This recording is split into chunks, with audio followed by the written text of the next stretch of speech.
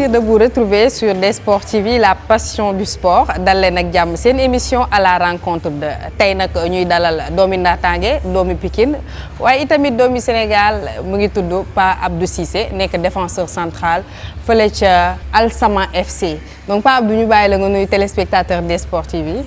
Asalaamaaleykum wa rahmatulah Adja. maa ngi lay ziar di nuyu suñu mbokk téléspectateurs yi di nuyu équipe Desport TV. di nuyu képp kuy sénégalais ak képp koo xamante ne nii mu ngi ñuy seetaan di am contentement nekk fii tey xam nga si émission bi et aussi de se retrouver ici au Sénégal. xam nga lan moo ma jaaxal. dama ñëw nga tegal ma lu tar. dawloo ma fii kenn xamul lu ma def tey mais yàlla baax na. non mais ça fait du bien des fois nga def sport gis naa la yaa ngi sur le terrain et c'est quelque chose de bien. donc macha allah yow yaa ngi woon si forme da nga ma doon laaxatu rek. non laaxatu ma nekkuma si dara sama doom baay bi si seen ngaari njër meew. acca yu loolu naa la ci may junne naa la ci doole junne. def ko te ndaw. amul problème alors Pape ñu gis la nga ñëw vacances. nekk di def say séance d'entraînement et tout donc nan lay demee à chaque fois. est-ce que heure bi ngay tàmb di ñëw wala da ngay def matin au soir. waaw à chaque fois ñu nekk fii su fekkee ne ça dépend déjà climat bi parce que des fois mu ñëw fekk mu tàng fekk nga bàyyi fee sedd aussi et aussi c'est en fonction du coach heure bi nga xamante ne ni moom lay bëgg man ak moom ñu am suñu séance et en même temps aussi si li ma bàyyi fee aussi donc bu ñëwee na fekk mu def des fois deux séances le matin et l'après-midi. Ou sinon des fois l'après-midi un peu plus tard comme ça j'ai le temps de récupérer et comme ñëw ñëw vacances aussi des fois il faut ñu profiter un petit peu avec la famille donc voilà c'est une question d'adaptation quoi en fait. yenn joueurs yi sax laay wax ndax du ma ne ñëpp ñoom suñu amee vacances dañuy préférer du ñëw Sénégal yow ñu gis la nga ñëw Sénégal nekk fi ak say xarit nekk aussi di liggéey parce que nag defe naa ne vacances benn laps de temps la rek day jeex après nga delluwaat lan nga ñu mën a wax ci loolu. waaw comme ma ko yàgg waxee rek am nañ possibilité dem yeneen dëkk yi am nañ possibilité dem fépp foo xamante ne nii mais bu fekkee ne la majorité de ta famille ñu ngi fii Sénégal. Tes amis ñi nga xamante ne nii mënu di passer ak ñoom tout le temps si parce que ak liggéey bi. donc li may préféré mooy ñëw seet si sama mbokk yi nga xamante ne ñu ngi fii nii. parce que àdduna moom kenn xamul. xam nga j'en profite tous les jours pour di ressourcer aussi ñëw fii gis sama copain yi ma doon jouer ndool. parce que c'est important daf may motiver tout le temps. donc voilà c'est quelque chose boo xamante ne nii j'y tiens à cœur moo tax ma fi ñëw surtout bu fekkee c'est une courte durée. donc d'accord voilà. ñu gis la nga nekk Qatar ci club Al Samal FC alors négociation yi nan la demee transfert bi et tout. waaw ça s'est fait au dernier moment. parce que comme j'étais libre durant l'été. J'étais un petit peu en procès avec le club turc Adana Demirspor. D'accord. Donc je pouvais pas signer. C'est pour ça que j'ai eu du retard à commencer avec une équipe. Donc il fallait que j'attende que la décision de la FIFA tombe et puis mun na entamer dem club bu ma neex. Mais voilà c'était un petit peu compliqué parce que gars yi commencé woon nañ lu ëpp lu mat ay un mois. Et moi au final j'ai rejoint. Et voilà alhamdulillah tout s'est bien passé. Joué dans 5 matchs après on est en décembre donc du coup je suis en vacances. D'accord Qatar une nouvelle destination un nouveau challenge lan nga ñu mën a wax ci loolu. Ouais, alhamdulillah, on est des athlètes, on est des compétiteurs, on est appelés à jouer partout dans le monde. Et je pense que depuis que notre carrière a commencé, nous avons tourné. Donc Qatar Bokono aussi si un petit peu objectif après la Coupe du Monde. Parce que j'ai trouvé le championnat très classe et très bien. Voilà, c'est un peu différent du championnat européen. Mais alhamdulillah, on s'est vite adapté pour pouvoir rejoindre le niveau qu'on voulait avoir. Après une longue blessure aussi. Donc voilà, c'est un nouveau départ, un nouveau challenge. Et voilà. Est-ce que tu connais réellement le championnat qatari? Ouais, c'est un championnat boo xamante ne nii dañ ko doon seetaan rek parce que am nañ suñu compatriotes sénégalais yi fa nekk am Abdou le jeune Sano aussi. Et voilà un gardien de but moo fekk foofu noonu Boubacar. Donc c'est un championnat boo xamante ne nii dañ ko doon suivre vite fait. Pas comme le championnat européen. D'accord. Mais c'est un championnat boo xamante ne y a beaucoup de qualité am na ay joueurs yu baax un peu partout des Brésiliens des Espagnols Portugais. Donc voilà. nan nga gisee niveau bi foofu noonu seen niveau. Ouais, ça peut pas être pareil comme le niveau européen parce que voilà, les conditions ne sont pas encore réunies. Déjà, le championnat, c'est 15 équipes. Et il faudra s'adapter pour mën a gaaw bokk ci premier. Tout le monde peut gagner tout le monde. Donc voilà, c'est un niveau boo xamante ne nii on va dire normal. D'accord Voilà. d'accord Pa Abou Cissé bi nga xamante ne mën naa ne championnat européen bi la gën a xam après ñu gis la nga ñëw ci championnat Qatar yi. nan nga dundee situation boobu noonu. Waaw, comme j'ai dit tout à l'heure, on est des athlètes, des compétiteurs. On a tout le temps envie de grandir, de découvrir des choses, de découvrir aussi de nouveaux challenges. Et je pense que le championnat qatari, c'est un championnat boo xamante ne ni ça se développe. Donc on s'est dit pourquoi pas aller s'adapter dans un nouveau climat. Et comme les autres joueurs, ils ont choisi Saoudi, d'autres Dubaï. Donc voilà, je me suis dit pourquoi pas. Ça peut m'aider à me relancer et me refaire encore le chemin et continuer mon chemin. Est-ce que c'était difficile pour toi surtout ci côté adaptation bi ci seen mode de vie et également seen langage est-ce que au début bi c'était facile non, pour toi? pour de vrai, alhamdulillah, parce que c'est un pays musulman déjà. ñu ñëwee fekk naa sunu ay compatriotes et des coéquipiers yoo xamante ne ñu ngi woon ci club bi am na ci ay joueurs yoo xamante je les ai déjà rencontrés xam naa leen. Donc c'était pas difficile amoon nañu ay français aussi et le fait que mu nekk championnat boo xamante ne nii ça parle anglais donc voilà c'est quelque chose boo xamante ne. donc amoo woon problème surtout ci côté langage bi et tout. non vraiment parce que depuis que je suis à Olympiakos je parle que l'anglais parce que foofu loolu rek lañu kii. D'accord. Et là je me suis retrouvé avec des coéquipiers français. Comme ku ci mel ni Belanda. L'attaquant algérien Bounedjah et des copains comme à moi Youssef donc c'était pas compliqué on s'est vite adapté et un pote sénégalais un frère sénégalais je vais dire Boubacar ma connu de passage aussi mu nekk ku baax dalal ma xam nga moom ak soxnaam donc voilà on s'adapte très vite. Donc nan nga doon def ci lekk bi boo doon dem entraînement ban plat ngay préféré togg vite fait pour dem da nga doon toggal sa bopp wala ou bien. non il y a ma femme elle était là-bas. Mais on préférait juste xam nga ak club bi tegoon nañu ci conditions yu baax. Donc voilà je suis arrivé en premier avant que ma femme me rejoigne. D'accord. Et bi ma nekkee foofu doon naa lekk normal xam nga lekk bi tamit c'est un peu pareil. Voilà dañuy lekk comme un petit peu les Sénégalais souvent parce que dañuy def du riz xam nga des pâtes. C'est pas compliqué ñun athlètes suñu lekk. D'accord. waaw bëriwuñu ay bañ daal. D'accord. Donc vite fait je me suis adapté alhamdulillah. D'accord nga dem Al Sama donc est-ce que mënuñu xam ren objectif Pa Abou Cissé ak le club Al Sama. waaw déjà bi may ñëw dama signé contrat boo xamante ne nii. Comme ni ñu koy waxee il y avait pas de amul app en fait. D'accord. waaw et comme c'est le Qatar. am na quota d'étrangers. Donc à tout moment je peux rester à tout moment je peux partir. Parce que c'est un championnat boo xamante ne ils autorisent le nombre d'étrangers. Et nous on est 8 là-bas. Donc faudra faire des choix au niveau de l'administration. Je pense que mis à part ça nous on s'adapte on continue à travailler et puis j'ai gratté 5 matchs quand je suis arrivé donc c'est déjà bien. Et on verra par la suite comment ça va se passer parce que voilà c'est un championnat qu'on maîtrise pas trop. Et il y a des règles. D'accord. On verra comment ça va se passer. D'accord.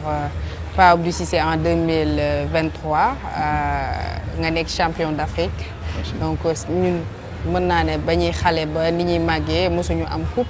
Donc en 2023 ñu am coupe mën naa ne bokk nga ci ñi ko indi Sénégal donc jour bi nga xamante ne Sénégal moom moo gagné li nga xamante ne moom mooy CAN 2023 donc tey ban sentiment nga amoon surtout jour bi ñu leen di jox coupe bi et tout donc nan nga ko dundee woon en fait. Ouais, comme ce petit sourire voilà c'est des moments inoubliables. Et comme vous l'avez dit tout à l'heure am na loo xamante ne nii tey suñu borom bu la ko jaglelee da ngay def lu dul di ko sant yàlla. Parce que tey am na suñu ay anciens yu fi joué. Les feux Jules Bocandé tout ça ñoom ñëpp doon nañu dem pour li ñu teewal foofu noonu. Mais yàlla def tey jii nii xam nga mu tombé su ñun dañu naan liggéey la boo xamante ne nii tey mu ngi dooree sotti daal. D'accord. Waaw ñoom ñoo ko moom aussi ñi nga xamante ne ñu ngi ko doon reyante boobu ba léegi. Mais pour nous aussi c'est une très grande fierté comme je dis l'équipe nationale c'est c'est une très grande fierté pour défendre les couleurs de la nation. On est des athlètes, mais en même temps, on est des soldats. D'accord. Donc ça a été un plaisir et une très grande fierté pour la famille, pour le peuple sénégalais. D'accord. On a vu que Pape Abdou Cissé joué wul mais yow yaa doon gérer li nga xamante ne moom mooy ambiance tanière bi.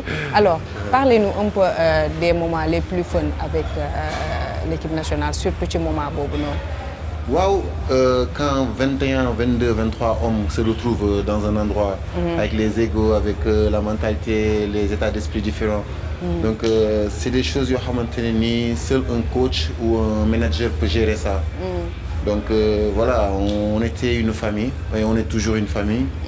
Comme j'ai l'habitude de dire, le fait de ne pas marquer des buts contre le Sénégal, ça démontre qu'on est une famille. Parce que ça, tu peux dugg sa kër yi ñëpp nañ taxaw kon du dugg day génnaat. Dëgg la. Donc loolu moo waral tey suñu équipe bi solide. ba nga xamante ne doon nañu am ndam souvent. Et voilà, les grands respectaient un petit, les petits respectaient encore les grands. Moo amoon benn xam nga cohésion boo xamante ne nii vraiment c'était magnifique. Moo nekkoon suñu force daal. D'accord. Ci biir équipe bi ngeen nekkee en groupe kan moo ci gënoon drôle koo xamante ne à chaque fois bu waxee rek ñëpp dañuy reetaan même si que bu fekkoon da ngeen am benn stress wala benn kii boo xamante ne da leen di sonal moom bu waxee rek da ngeen di ree. waaw équipe bi dafa bëri ñu fan yi ñoo xamante ne dañoo comme ñaan citeel ma ci ay tur. waaw mun naa la wax même Imam Gana des fois mu def benn blague xam affaire yi nice. Lum Ndiaye xam nga Lum Ndiaye moom bul xalaat moom muy noonu xam nga. sa xarit la. waaw sama frère sama doom lay. xam nga di ko ñaanal jàmm aussi. di ko nuyu de passage. D'accord. mais mu nekk koo xamante ne nii xam nga man moom bugguma mooy sori. D'accord. les femmes de Diédhiou xam nga waaw bon après man. waaw yow beneen dimension la yow. non man gars yi ñoo ma gënoon kii damaa weexoon dugg donc mais voilà ñu nekk ñoo xamante ne nii ay gars ay Baye Fall lañ bëri woon na quoi. bëri woon na ñoo xamante ne nii moom macha allah quoi. lan moo taxoon équipe bi soudée lan moo nekkoon secret seen groupe bi ngeen nekkee tout le temps on voit que ne équipe bi benn la ñuy door donc amul kii dem côté bi amul kee dem côté bi tout le temps dañ leen di gis ngeen nekk ensemble lan moo nekkoon. waaw équipe bi nekk na comme ni nga ko gisee.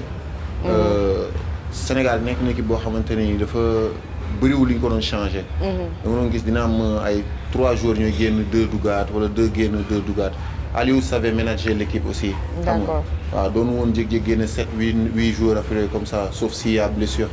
mais loolu noonu groupe boobu nag moo tàmmoon di jouer ensemble pendant un moment jusqu'à ce que ñu nekk ay xarit nekk ay frères xam nga affaire bi dem ba suudeewu donc xam nga ñi si doon absenté ay 2 lay nekk. te loolu noonu bu xasee am xam nga dañuy wax xam nga huile la quoi boo xamante ne dafa. mayonnaise bi dafa jàpp ba pare quoi. D'accord. donc mu nekkoon suñu force aussi. Aliou savait manager encore une fois comme je l'ai dit. day manager équipe bi. xam nga dina xam ñu muy boole ñuy nekk affaire noonu. bu ñu paree entraînement on est tous ensemble waxtaan jouer carte affaire noonu. D'accord. kan moo nekkoon joueur bi nga xamante ne moom mooy boole mooy ki nga xamante ne day jël pusoom rek di ñaw fu mu gis ne lii am na problème wala dara da koy ñaw rataxal diggante bi. Ouais, comme je dis góobu ma ne woon sax am na koo xamante ne mu ngi dox wàll boobu noonu. mais y avait pas de xam nga amul woon état d'âme en fait. D'accord. ñëpp doon nañu nekk si jàmm xam nga néeg yi tijjeeku. ku nekk dugg néeg bu la neex gérer xam nga ñëw fekk daal jàmbur reetaan football. xam nga teg ataaya affaire yooyu noonu. comme j'ai dit toujours xam nga wax ko si kanamu média bi nga wax ko derrière le média ce sera la même chose. pour moi. D'accord. On a été une très grande famille.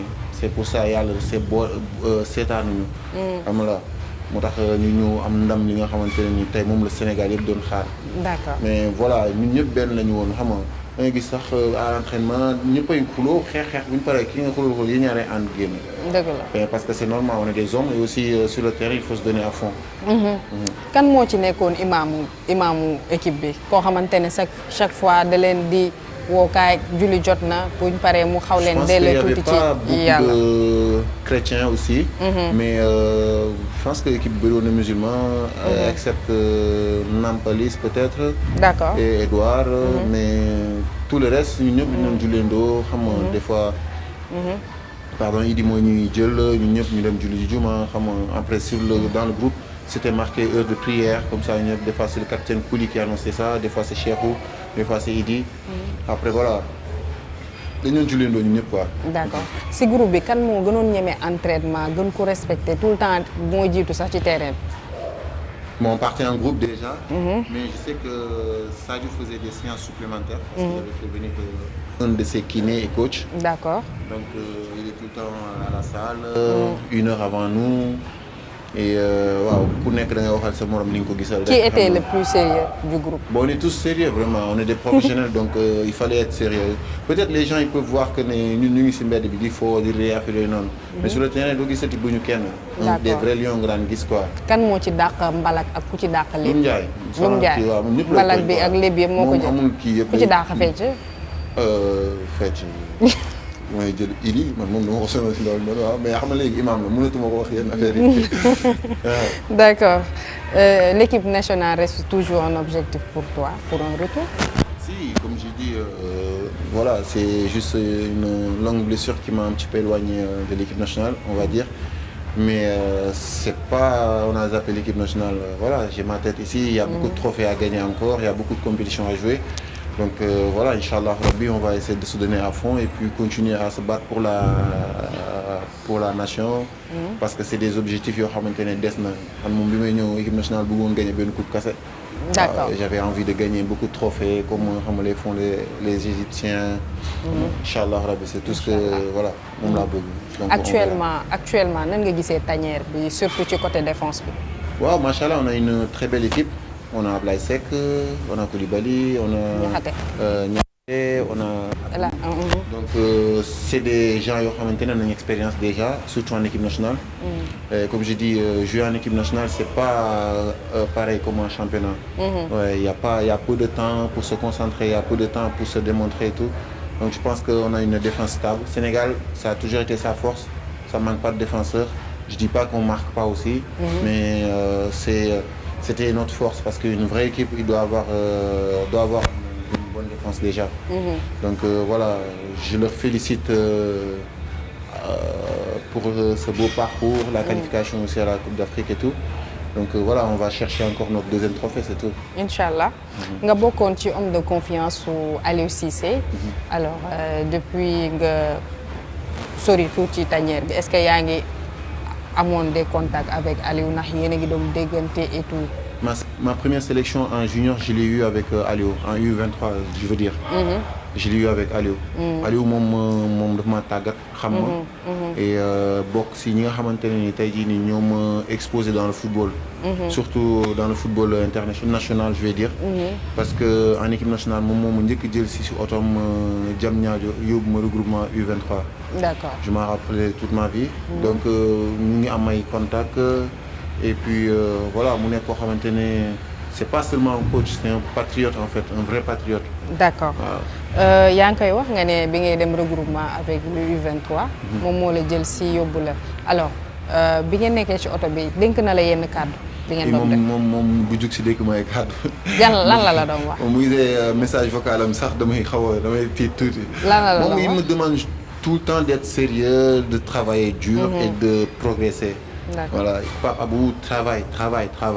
su may ñëw en sélection avant ñuy agsi aussi xam nga dina ma teg si ay code wax ma lii laay xaar si yow lii laa bëgg. Waaw, j'ai toujours été patient avec lui. Je sais que coach bu la bëgg kase wala ku am confiance si yow moom moo lay woo à répétition. Tey su ma ñëw équipe nationale xaw a yaafuus wala taxawee neneen amaana tey dootuma wootee. Mais il a confiance en moi et moi je lui ai rendu la confiance je pense. Donc on a travaillé ensemble. di ko ñaanal aussi par rapport ak carrière am li si des. yal na ko yàlla bett ak ay xéwal yu mag a mag. xam mu nekk si loo xamante ne nii moo ëpp njortam. lan moo la gën a marqué ci Aliou. waaw son état d'esprit il a toujours envie de gagner match nul sax bëgg ko. Il a toujours envie de gagner. Les Sénégalais peuvent se dire ouais match bi lii etc. mais il a toujours envie de gagner vraiment. Il veut pas même dans les jeux et tout, il m'obligeait à gagner en fait. Et quand il y a la gagne, c'est que tu veux chercher des titres. Et après li mu fi liggéey yëpp xam nga au final yàlla fay na ko li nga xamante ne moom la bëggoon quoi. D'accord, sa relation ak Kalidou Koulibaly est-ce que mën nga ñu cee wax un peu. waaw Kali c'est un grand frère et c'est un exemple c'est voilà koo xamante ne dañ ko fekk équipe nationale mu nekk koo xamante ne avec son statut tu peux vraiment xam t'es juste fier de jouer avec lui. Donc un très grand défenseur. Donc lu ñu def lu dul à chaque fois di jàng aussi. Parce qu'il a beaucoup d'expérience.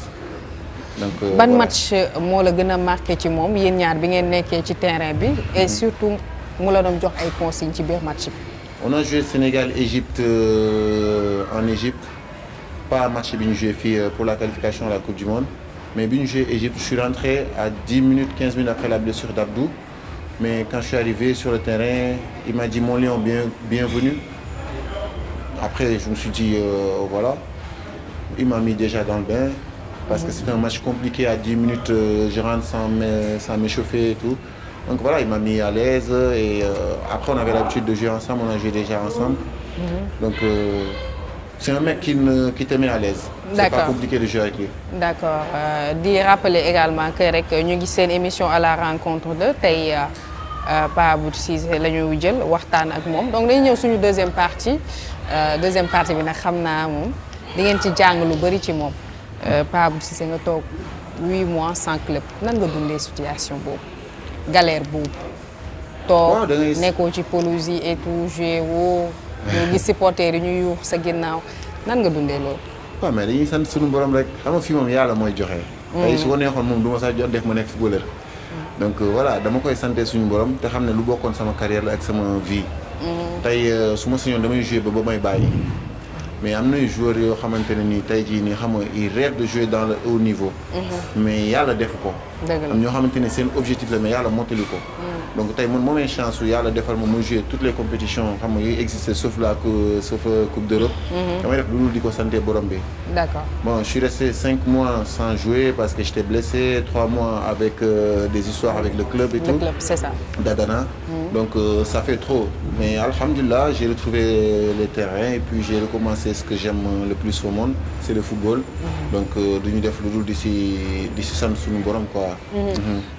Ci biir moment yooyu noonu nga dund ko ak sa famille say xarit.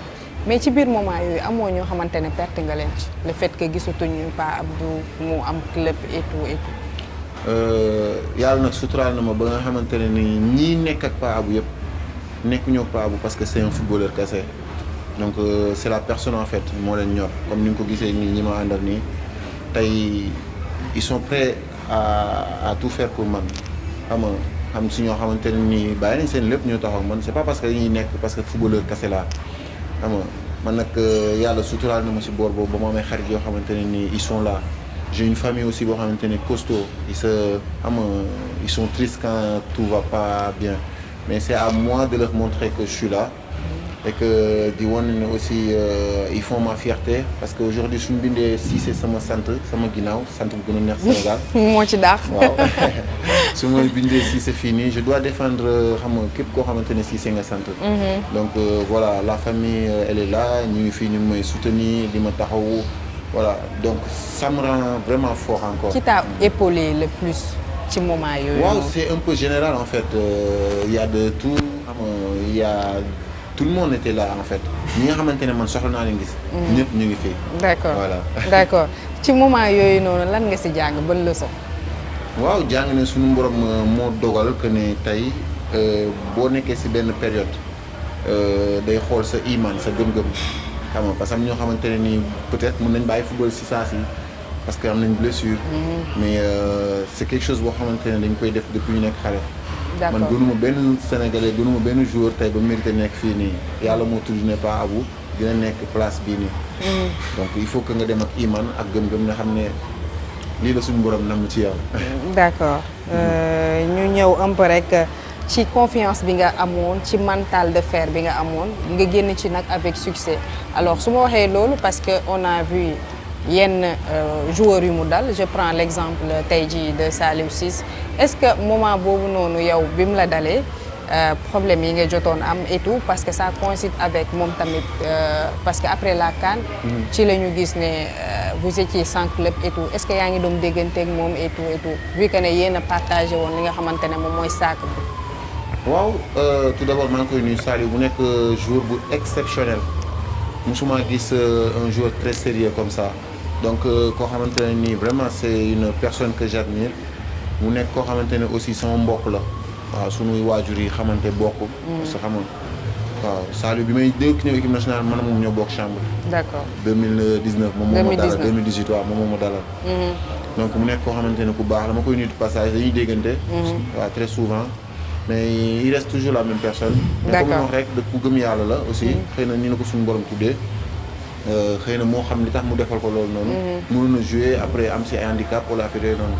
d'accord waaw comme ni wax rek yàlla lu mu dagg nangu rek mooy moom mooy lii am. d'accord waaw beneen mu nekk loo xamante ne nii comme ni nga ko waxee man encore une fois yàlla noppi na quoi. waaw man damaa gëm suñu borom moom laa am moom moo ma indi fi ma nekk nii donc bu ñu joué ba nga xamante ne tey dem na ba après mu am blessure damay jàpp ne mooy loolu j'ai jamais été blessé alhamdulilah pendant des années et des années pendant 10 ans. donc tey bu ma demee ba am benn petite blessure dama koy sant suñu borom après mooy faju ba ñëwaat nag. d'accord et on termine avec l'AS Pikine.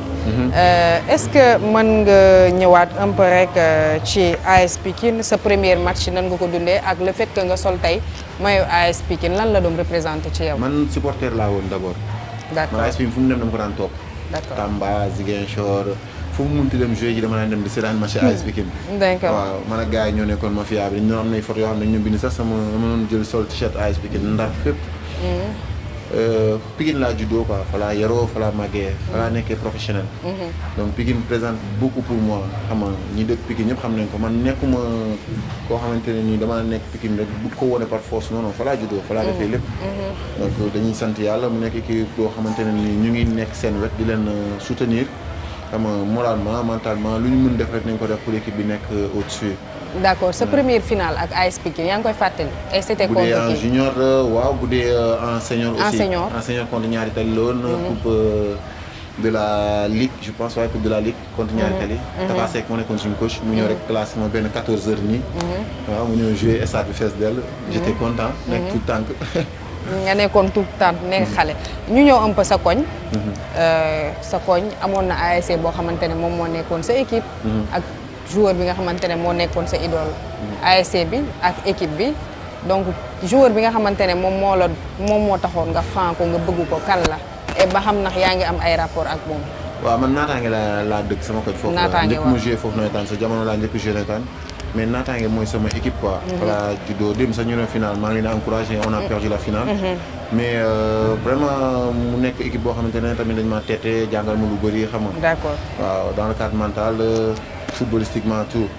am coach bu ma yoroon foofu muy Thierno Idissi mu nekkoon ancien défenseur de l'équipe. mu nekk koo xamante ne nii je l'admire beaucoup parce que jàngal na tamit lu bëri ci football. d'accord donc voilà quoi ñu ngi ko koy gërëmee nekk na koo xamante ne ñu ngi ko doon bàyyi xel daal ñuy won dara ci football bi. génération bi nga nekkaloon foofu ak AS Pikine ñan nga jàppoon ni ñoo ci mën a évoluer en Europe.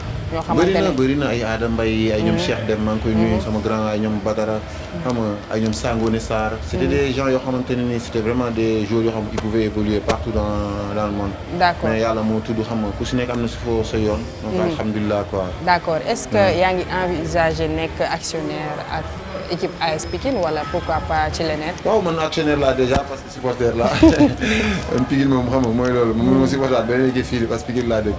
d'accord donc waaw pourquoi pas dans l'avenir ñu ngi xool yàlla lu mu def rek xam nga parce que football Pikine la ñu am te football Pikine mu avancé moom mooy sama kii quoi. d'accord ñu tëjee ko bi ngay nekk temps booy nekk xale est-ce que nekkoon nga élève boo xamante ne bëggoon nga jàng wala da nga doon bàyyi rek ba devoir am nga dem def ko ak aussi bi nga doon dem stade temps booy ndax da nga doon burle dugg. mooy booy yi rek tëpp wala yooyu noonu. wala dañ la doon paasal nga dugg. non yooyu yëpp jaar naa si paasal bi jaar naa si burle jaar si paxu syndicat yi. léeg-léeg ma dem taxaw étage bi gën a ngan dend ak stade ma dem yéeg foofu noonu. borom kër gi ñëw dàq ñu wàccaat. yooyu yëpp jaar naa si pour seetaan ay match AS Pikine xam nga ko match naataange affaire yooyu noonu. mais voilà c'est des choses yoo xamante ne xale yëpp dund nañ ko. d'accord donc voilà mu nekk loo xamante ne lu neex la quoi. lan ngay tàggatoo téléspectateurs des sports je dis bonne heureuse année à tout le monde 2025. di am contentement si émission bi ngeen may invité aussi. di leen dalal di leen ñaanal jàmm aussi. télé bi gën a màgg ca kaw. amiin waaw di ñaanal képp kuy sénégalais yàlla defal leen jàmm. Sénégal yàlla na fi yàlla def jàmm Sénégal yàlla na fi yàlla def jàmm. Coupe d'Afrique bi ñuy jëm yàlla na si yàlla may ndam incha allah rabbi yàlla nañ ko indiwaat fii pour le peuple comme ça xam nga atmosphère bi détendre tuuti. incha allah waaw di am contentement si ñëpp di nuyu sama gars yi nga xamante ne ñoom laay nekkal di nuyu sama coach spécialement. ku sonn si man la aussi mu ngi jéem chaque instant. D'accord. di nuyu sama tonse Lamine. waaw moom moo may jox salle bi aussi may entraîner chaque fois su ma soxlaa. donc voilà maa ngi am contentement di nuyu ma famille tout le monde. d'accord merci beaucoup Pa Abou Cissé donc tey mu dalaloon ñu fii nii ñu waxtaan ak moom nag ci seen émission à la rencontre de ci beneen vie wu Pa Abou Cissé bu ñu xamul donc di la ñaanal également balaa saison bi di jeex nga delluwaat Europe loolu lañ lay ñaanal ñun ñëpp waaye ñu ngi remercier aussi salle bi nga xamante ne moom ngay entraîner di remercier également suñu équipe technique bi nga xamante ne ñoo jàpp ci liggéey bi muy Sele Mbaye Maguette Mame Thierno Khalil donc ñoom ñi nga xamante ne ñoom ñoo jàpp ci liggéey bi ba mën a yemb waaye di remercier également suñu sponsor lu ci mel ni Kirène Wanixbet Pepsi Bis Sport ak seen Tanner confection ñoom nee naa leen bu neexee rek ñoom ñoo ci jàpp bu baax a baax donc waaye di remercier ki nga xamante ne moom ma solal sama équipe tenue sport di Teranga Sport SN Dakar Baye Assane donc boo leen bëggee ci tenue yi rek mën ngeen ko contacter pour su ko defee ngeen mën a sol tenue bu légère mën a dem seen entraînement donc lii lañ leen andiloon seen émission à la rencontre de donc sur ce je vous dis à très bientôt incha allah.